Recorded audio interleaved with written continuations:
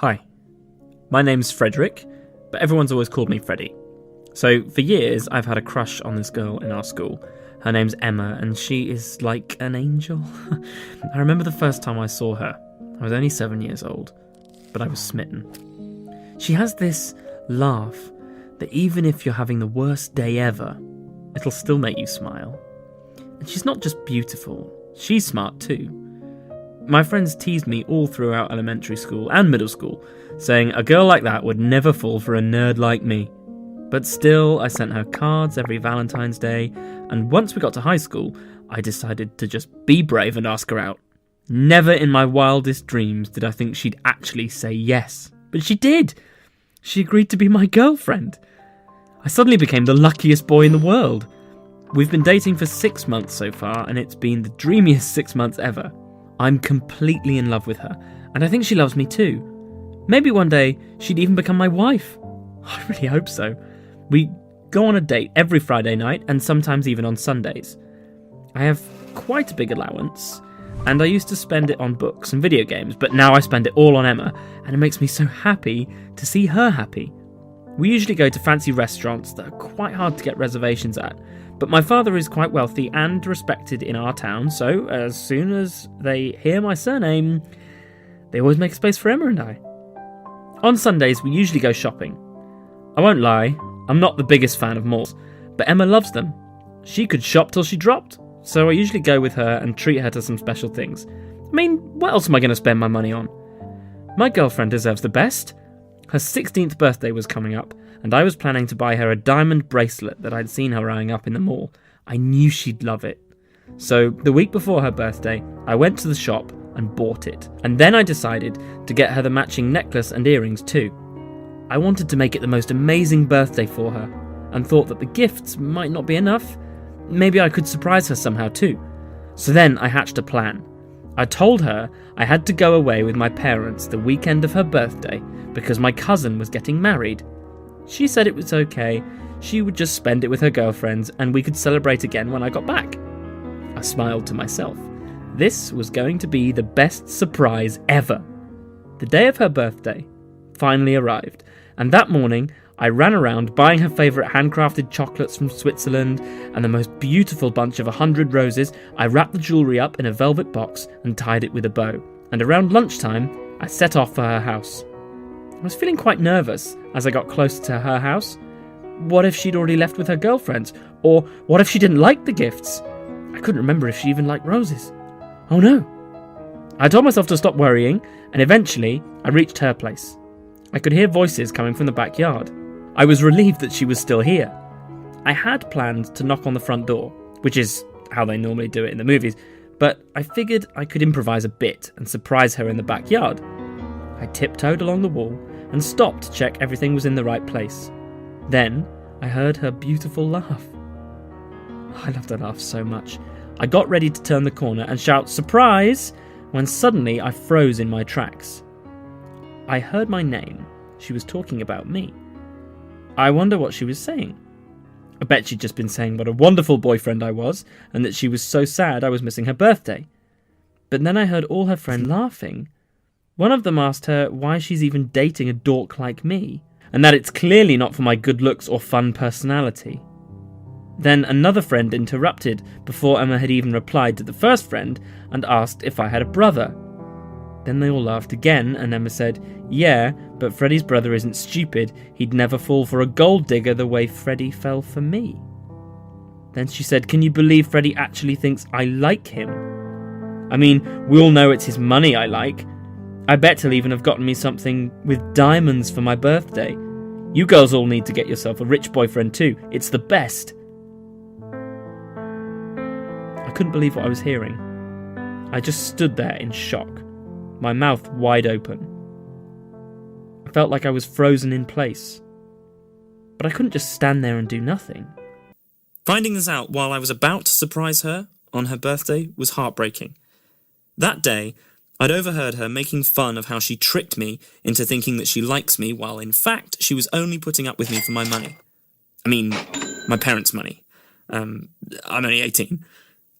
Anyway, to say the least, I was devastated and miserable. I couldn't believe that the girl I was in love with and thought of as my future wife was in fact very shallow and materialistic. What is killing me the most is feeling like I'm such a fool for not noticing any of the red flags that were in front of me the whole time. That day, I was walking away and I heard them laughing loudly and making fun of how clueless I was. I went back home, feeling distressed, and kept trying to comprehend how she could pull such an act on me with dazzling proficiency. The more I thought about it, the more angry I became.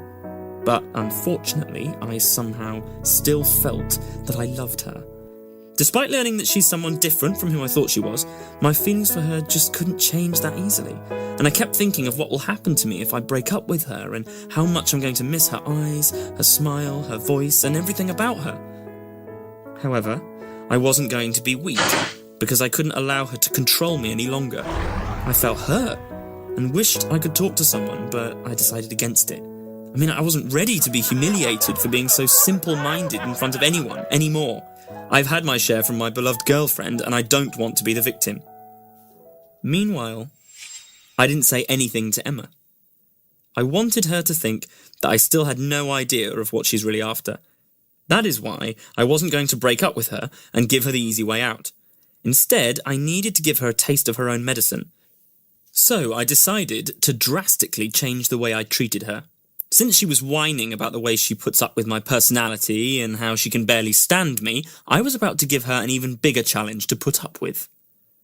As a start, I sent her a happy birthday text after a day had passed, saying, "Happy birthday, sorry I forgot, haha."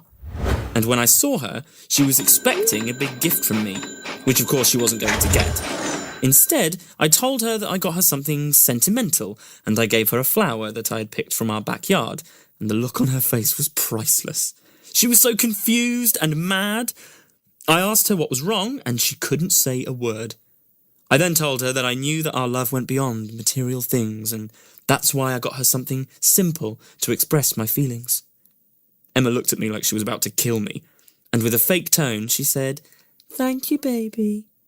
Seeing her upset felt uneasy, and I found myself sometimes wishing it was just a bad dream that will end, so that I can stay with her forever. I really did love her. Despite this, I convinced myself that I should go on with my plan for my own good.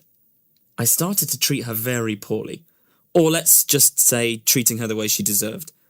I stopped checking up on her, always told her that I was too busy and didn't have time to meet or talk on the phone, and whenever we spoke, I only spoke about myself and my family. However, what made her angry the most was that I stopped buying her expensive gifts. I played it smart, and I kept her thinking that I will buy her the things she asked for. I told her yes to everything she wanted, but never actually bought it. This played its role in keeping her hopeful so that she would stay with me, and it worked. Weirdly enough, her attitude changed in an unexpected way. She started acting way nicer to me, for example. She started using what's so-called magic words in children's books, like sorry and please and thank you. She even started to care about how I was and what I was up to, which made me still feel like I have feelings for her. But the truth was that Emma thought to herself that I'd lost interest in her and she was desperate to earn it back, and that's why she acted that way. But to her misfortune, I was as cold as ice, and I didn't give her the attention she was thirsty for. At some point, I felt like I was satisfied with how things were going, as I was wasting her time with me, and she was putting up with everything thinking she is getting something materialistic in return. By then, I could also see that Emma wasn't the girl for me, and being in love with her was crazy on my part, and to be honest, I'd had enough of her, and didn't really want to see her anymore. Therefore, I decided to set up a plan that will surely make her disappear in a heartbeat. I told her that I was going to take her away for the weekend to my father's hotel. I informed her that many high-profile people will be there because it's a fancy party. I highlighted the word fancy and told her that she should look as graceful as possible. You have to see Emma's face. She was too excited to hear that and started to get herself ready for the big event. She packed all kinds of expensive stuff that I got her, dresses, jewellery, shoes and more. When Emma arrived to the hotel, she looked very impressed with how fancy it looked. But what she didn't know is that it was the moment I was going to make her feel sorry for using me. I asked the hotel service to take the bags to the room and told Emma that we needed to talk. She looked a bit puzzled, but she agreed. The first sentence I said completely left her in shock. Emma, I'm not going to buy you anything anymore. But then she asked why. Oh, I was waiting for that question. I then told her that I knew all about her using me for the money and that I will end everything between us. Emma frowned and said, All right, Freddie, there may be some truth to that, but my feelings changed for you after a while. I became very attracted to you. I wanted your attention so badly, and I kept thinking about you the whole time. It's like I suddenly started to fall hard for you. I looked at Emma and told her that I'm afraid that she won't stay with me much longer because I'm breaking up with her. And I added, not only that, Emma, you're also not getting your bag back, since everything you have in that bag is what I bought for you with my money, and you obviously do not deserve it.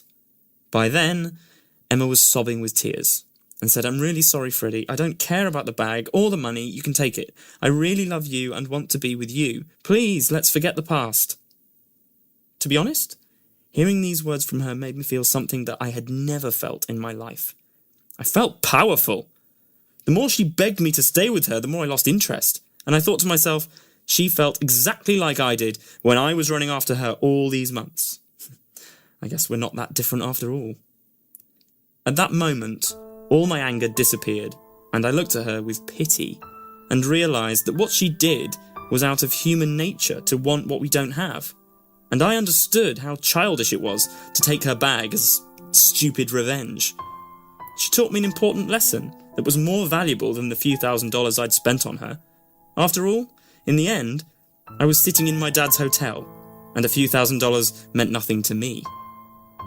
So I decided to give her the bag back, and even thanked her, because what she did just made me a man. Sometimes the best way to obtain something is not by trying too hard, rather to simply let it go.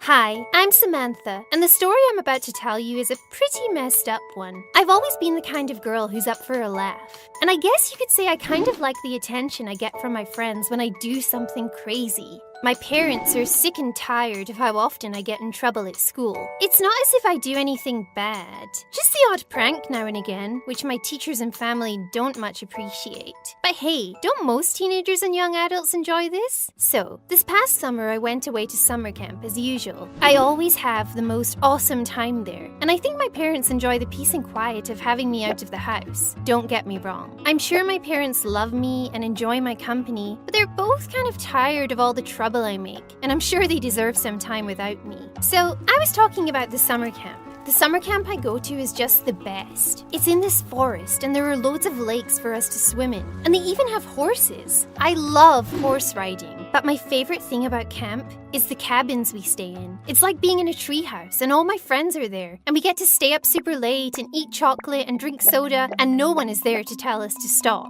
We usually play games in the cabin, and one night we decided to play Truth or Dare. I love this game because it's so funny, especially the dares. They require courage and openness, and I wanted to prove to my friends that I am really as cool as they think I am. So that's why I always choose Dare. Plus, truth can be so boring. And anyway, I don't want anyone to know who I have a crush on, or that I still cuddle my teddy bear at night. So that night, I chose Dare. It was Sarah who dared me to do it. She looked at me with her flashlight and shining it right in my eyes, she said, I dare you to sneak into the camp kitchen and steal the chocolate cake from the fridge. Now, I never say no to a dare, no matter how scary or dangerous it might be.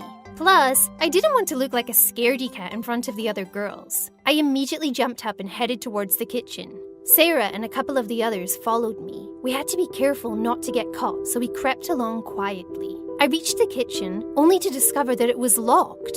What now? I looked up and noticed that one of the dining hall windows was open. I decided I'd just climb the tree and slip through the window, no problem. I was wrong. Oh, I was so wrong.